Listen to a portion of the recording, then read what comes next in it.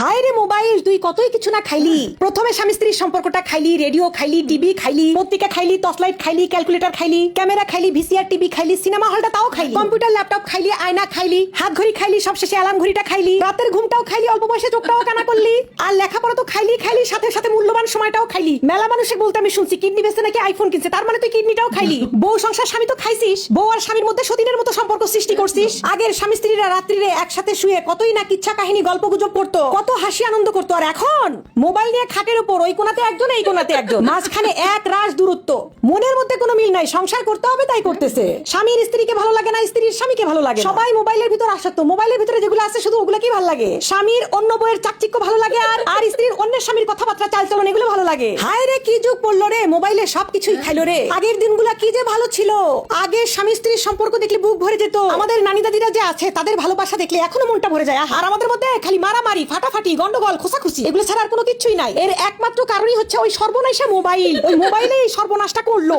এই যে আগের স্বামীরা কাজে থেকে আসলে বাড়িতে এসে ঢুকে বলতো, বউ আমার জন্য একটু পানি টানি রেডি করো। আর এখন বাড়িতে আসার সাথে সাথে প্রাচীরের ওই পাশ থেকে ওয়াইফাই কানেক্ট করে মোবাইল দেখতে দেখতে ঢুকবে, ঢুকে বলবে ভাত দে। বউয়ের দিকে তাকানোর সময় নাই, বউ খাইছে কিনা, পড়ছে কিনা, কোনো জিজ্ঞাসাবাদ কিচ্ছু নাই। ওই মোবাইল টিপতে টিপতেই ভাত গিলবে, তারপর বউকে একবার জিজ্ঞাসা করবে না, একটু বউয়ের দিকে তাকাবে না। আবার অন্যদিকে চিন্তা করেন, আগের যুগের বউয়েরা স্বামী আসলে কি যত্ন সেবা, আদর যত্ন, ভালোবাসা, হাত পা ধুয়ে দিত, গামছা নিয়ে বসে থাকতো। আর এখন বাড়িতে এসে স্বামীরা যদি বলে একটু ভাত দে, তখন বউ বলে তুই পারলে তুলে খা, বেশি হুকুম করবে না আমার সাথে। ফেসবুকে ভিডিও দিচ্ছি, লাইক কমেন্ট আসতেছে না, তুমি জানো না আমার মন ভালো নাই। তার মানে বউয়ের মন মেজাজ ভালো না থাকার কারণ কি? ওই মোবাইল। ওই যে মোবাইলের ভিতরে দেখে মানুষের বউ বর মানুষের ফুল দেয়, চকলেট দেয়, সিনেমা হলে ঘুরতে নিয়ে যায়, ভালো ভালো খাওয়ায়, ভালো ভালো পড়ায়, ওগুলো তো পারে না। ওগুলো যে ওরা ভিডিওর জন্য করে সেটা তো আমরা বুঝি না। আর ভাই আমরা কি মনে করি ওদের স্বামীরা কত ভালো, আমাদের স্বামীরা আমাদের কিছু দেয় না। কিন্তু বাস্তবতা কি? বাস্তবতা তো বড় কঠিন। আমাদের স্বামীরা আমাদের জন্যই সারাদিন কষ্ট করে, বেচারিরা সময় পায় না আমাদের সাথে কথা বলতে। কিন্তু আমরা তো আর ওইটা বুঝি না। ওই মোবাইল একটা দেখে আমাদের চোখে মোহ লেগে যায়, তখন আর নিজের ঘরটা ভালো লাগে না। এইগুলার যন্ত্রণা হচ্ছে বাড়ি বাড়ি। এই যন্ত্রণাগুলো হচ্ছে শুধুমাত্র মোবাইলের কারণে। হ্যাঁ, আমার মোবাইল কই গেল? মোবাইলে যে এতই ফিল্টার দিয়ে দিয়ে মেয়েরা এই এতই টিকটক বানাইছে,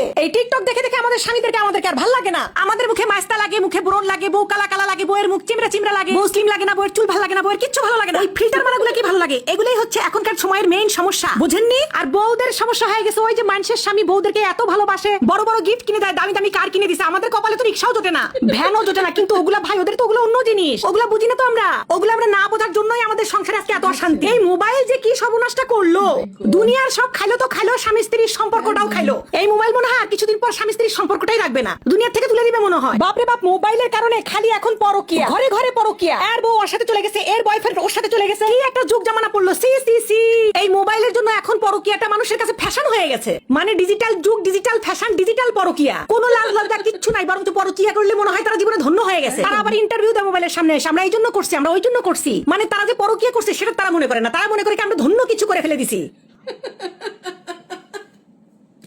মাই গড, মনে হলো কিছুক্ষণ যেন ঝড় বয়ে গেল। তবে হ্যাঁ, কথাগুলো কিন্তু একদম বাস্তব সত্য। এই মোবাইলের কারণে সত্যি বহু সংসার ভেঙে যাচ্ছে, বহু ফ্যামিলিতে অশান্তি হয়। আমরা নিজের ফ্যামিলিকে সময় না দিয়ে মোবাইলে বেশি সময় দিই, এটা কিন্তু একদম বাস্তব সত্য।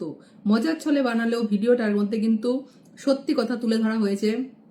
তোমরা একটু কমেন্ট করে জানিও তো এটা তোমরা করো কিনা। আমরা আমাদের ফ্যামিলিকে সময় দেওয়ার থেকে বেশি এখন ফোনে সময় দিই। বিশেষ করে যারা সোশ্যাল মিডিয়ায় কাজ করি, তারা তাদের একটা ধান্দায় থাকে যে কতক্ষণে কটা লাইক এসছে, কটা কমেন্ট এসছে, কটা ভিউজ এসছে। যখন ভিডিওতে বেশি ভিউজ আসে তখন আমাদের মন ভালো থাকে, আর যখন ভিউজ কমে যায় তখন সত্যি মন আমারও খারাপ হয়ে যায়। লাইক কমেন্ট যখন কম আসে মন কিন্তু আমারও খারাপ হয়ে যায়, এটা সবারই হয়। আর এটার মধ্যে কিন্তু বাস্তবতা এই জন্যই তুলে ধরেছে যে যেটা হয়। আমরা আগে দেখবে খুব সুন্দর ফ্যামিলির সাথে টাইম কাটাতাম, ঘুরতে যেতাম, স্বামী স্ত্রীর মধ্যে গল্প হতো, ছেলের সাথে গল্প হতো, একসাথে বসে খাবার খেতাম, কত সুন্দর একটা লাইফ ছিল। পুরোটাই নষ্ট হয়ে গেছে এই ফোনের জন্য। খেতে বসেও দেখবে আমরা ফোন ঘাঁটি, সবার সাথে যে বসে একটা সুন্দর কথা বলে খাওয়া দাওয়া সেটা কিন্তু আজকালকার দিনে হয় না। মজার ছলে হলেও ভিডিওটা বাস্তব সত্য। তাই তোমরা সবাই একটু সচেতন হয়ে যাও, একটু ফ্যামিলিকে সময় দাও, ফ্যামিলির সাথে সময় কাটাও, দেখবে নইলে একটা সময় ওই ফোনই পড়ে থাকবে। হয়তো তুমি যে কাজটা করছো সেটাতেও সাকসেস পাবে না, কিন্তু শেষে দুঃখ ছাড়া কিছু জুটবে না। তাই সবার সাথে সময় দাও, হেসে খেলে কাজ করো, দেখবে জীবন সত্যিই সুন্দর হবে। নইলে এই ফোনের চক্করে সবই সত্যিই নষ্ট হয়ে যাবে। খুব সুন্দর video, thank you so much তোমাকে এত সুন্দর সুন্দর ভিডিও প্রেজেন্টেশন করার জন্য। লাভলি।